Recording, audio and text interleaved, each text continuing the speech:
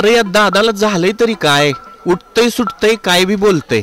माग पण एकदा एका बिचारानं पाणी मागितलं तर या दादानं धरणात मुतायची भाषा केली। पाणीच नाही तर काय सोडता, काय मुत्ता का तिथं? अवघडच झालं।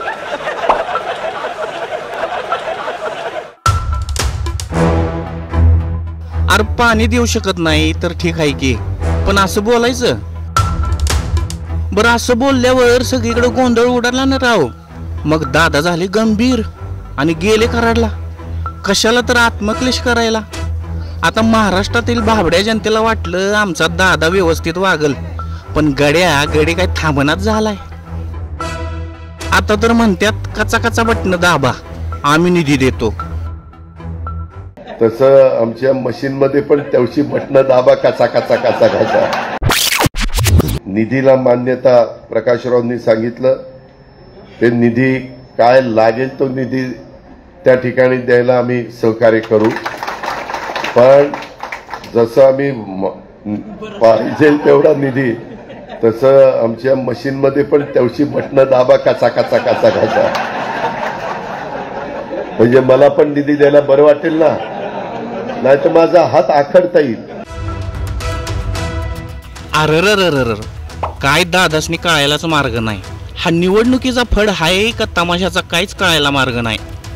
इथं तर फटफट थांबल असं वाटलं होतं, पण फटफट तर टारटारच करते राव। एक झालं की दुसरं झालं की तिसरं, असंच काय तर दादाचं चाललंय।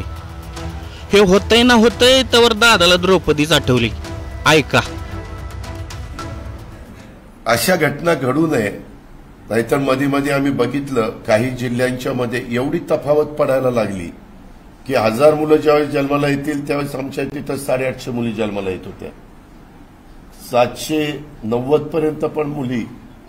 म्हणलं अरे पुढं तर सगळं ते अवघडच होणार आहे, पुढं काही द्रौपदीचा विचार करावा लागेल का काय, असा प्रसंग त्यावेळेस कधी येईल।